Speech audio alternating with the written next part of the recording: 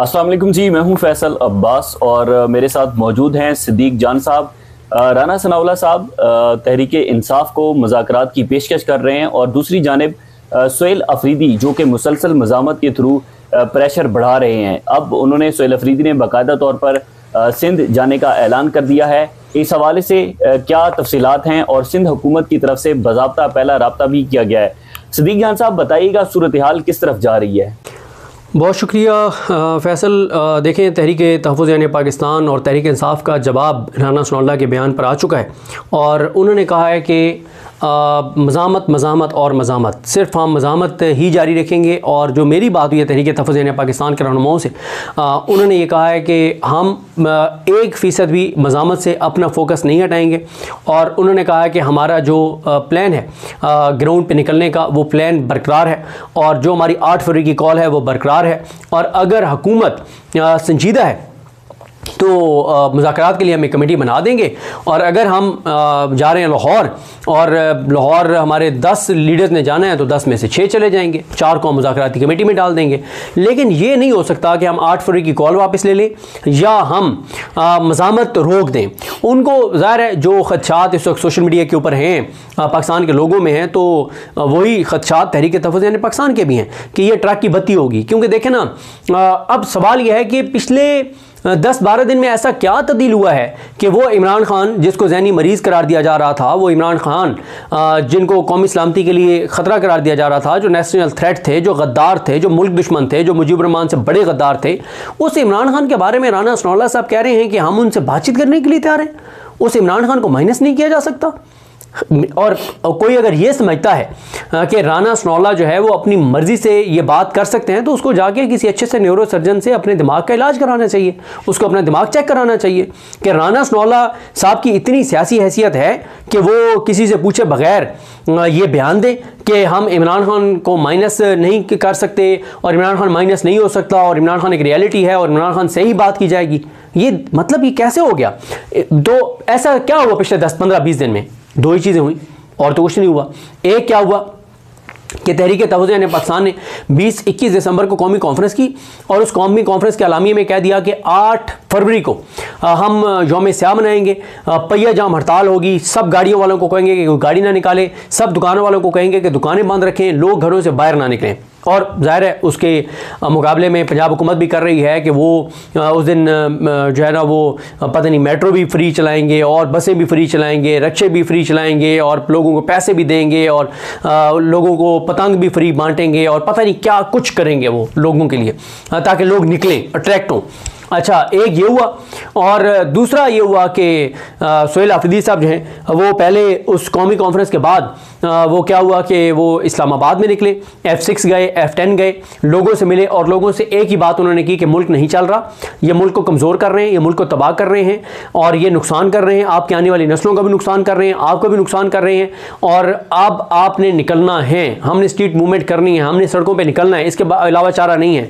उसके बाद सुहेल अफरीदी लाहौर चले गए। लाहौर तो जो उन्होंने रंग बनाया और जमाया और जो माहौल उन्होंने गरमाया उसकी शिद्दत अभी तक पंजाब हुकूमत फील कर रही है।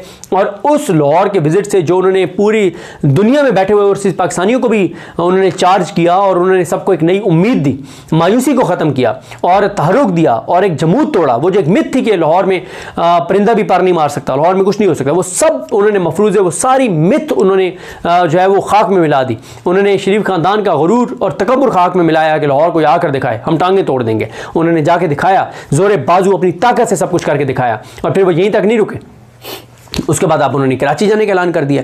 अब ये भी एक परेशानी है कि कहीं ऐसा ना हो कि वो जो एक कुछ लोग उनको तजवीज़ दे रहे हैं पार्टी के अंदर से कि आप पहले फैसलाबाद जाएं, फैसलाबाद से मुल्तान जाएं, मुल्तान से बहावलपुर जाएं, बाय रोड आप कराची तक जाएं और कराची से बाय एयर आप वापस आएँ, कहीं वो ये ना कर दें। अच्छा, वो ये नहीं भी करते, वो डायरेक्ट कराची जाते हैं और डायरेक्ट कराची से वापस आ जाते हैं। तो उसके बाद फिर वो उनका जो बताया जा रहा है तहरीक इंसाफ की तरफ से कि वो उसके बाद फैसलाबाद जाएंगे, फिर उसके बाद वो गुजरांवाला जाएंगे, उसके बाद वो साउथ पंजाब जाएंगे। तो ये एक निज़ाम के लिए बड़ी परेशानी है। देखें, 3 दिन जो उन्होंने लाहौर में गुजारे, उन्होंने जिस तरह से शफी जान ने कहा कि 3 साल का जो मरियम नवाज प्रोजेक्ट था उसके ऊपर जो अरबों रुपए की इन्वेस्टमेंट थी वो सारी बर्बाद हो गई। तो 2 ही चीज़ें हुई हैं, एक 8 फरवरी की कॉल और एक सुहेल अफरीदी का लाहौर जाने के बाद कराची जाने का ऐलान। तो ये दो ही चीज़ें मुख्तलिफ हुई हैं और तो कुछ नहीं हुआ।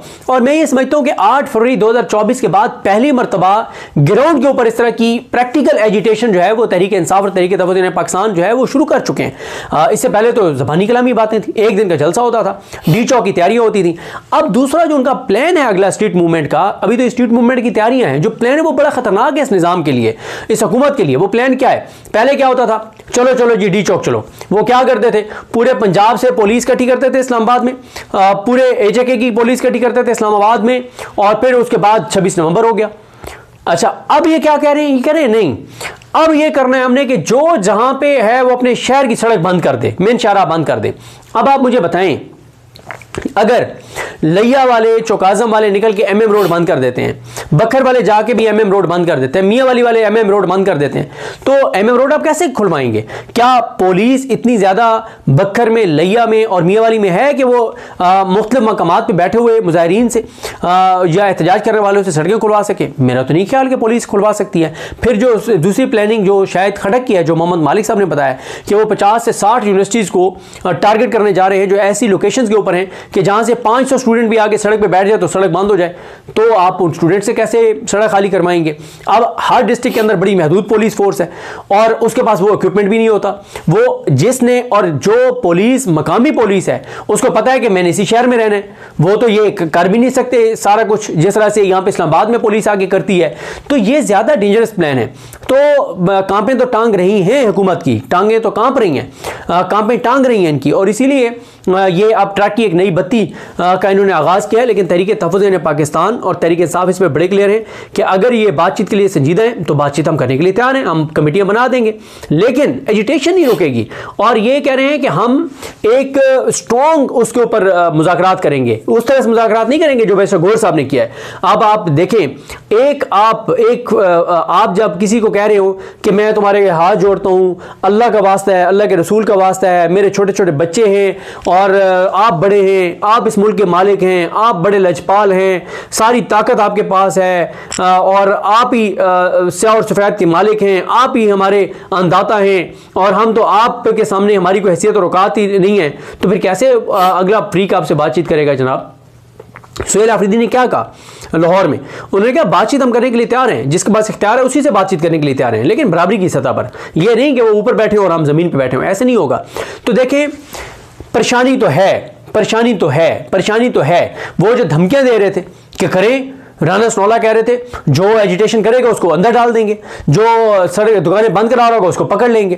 तो अब एक और भी इनको परेशानी है, इकॉनमी की हालात फिर ख़राब हो गए, फिर आपके टैक्स कलेक्शन नहीं, आपका टैक्स कलेक्ट नहीं हो सका, आपके एक्सपोर्ट्स कम हो गई हैं, इंपोर्ट्स आपकी बढ़ गई हैं, तजारती खसारा आपका बढ़ गया, दोबारा आपका डॉलर मिल नहीं रहा। जिन लोगों ने पाकिस्तान से बाहर जाना है उनको डॉलर नहीं मिल रहा, जिनके बच्चे बाहर पढ़ते हैं उनको डॉलर नहीं मिल रहे बाहर भेजने के लिए।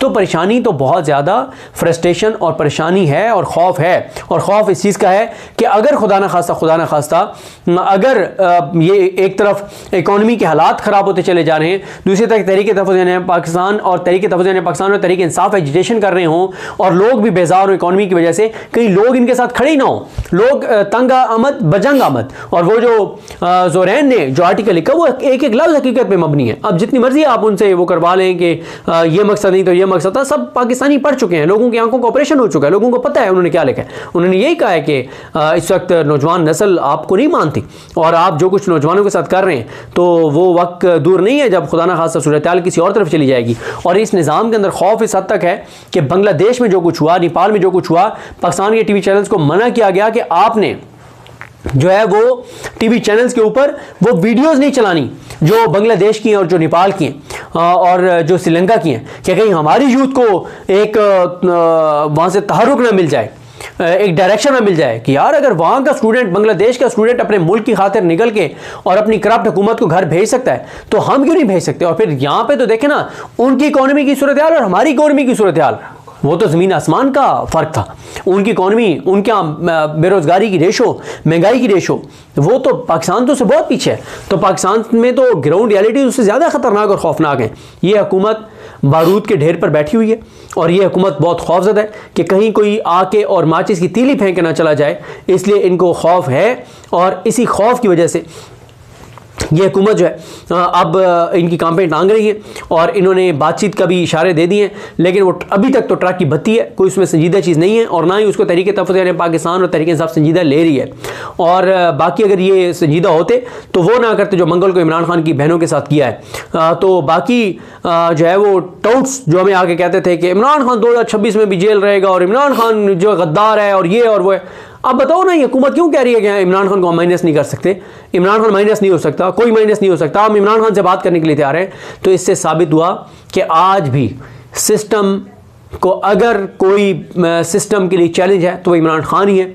और इस हुकूमत का इस बात का एतराफ़ करना इमरान खान की बहुत बड़ी फतह है, बहुत बड़ी फतह है इमरान खान की, कि साबित हो गया कि आज भी इमरान खान ही है जिससे बात करके ही मुल्क को आप आगे ले जा सकते हैं, वरना मुल्क जो है वो यहाँ से आगे नहीं जा सकता। नहीं, जो बांग्लादेश की हैं और जो नेपाल की हैं और जो श्रीलंका की हैं, क्या कहीं हमारी यूथ को एक वहाँ से तहरुक ना मिल जाए, एक डायरेक्शन में मिल जाए कि यार अगर वहाँ का स्टूडेंट, बांग्लादेश का स्टूडेंट अपने मुल्क की खातिर निकल के और अपनी करप्ट हुकूमत को घर भेज सकता है तो हम क्यों नहीं भेज सकते। और फिर यहाँ पे तो देखें ना, उनकी इकोनॉमी की सूरत हाल और हमारी इकोनॉमी की सूरत हाल, वो तो ज़मीन आसमान का फ़र्क था।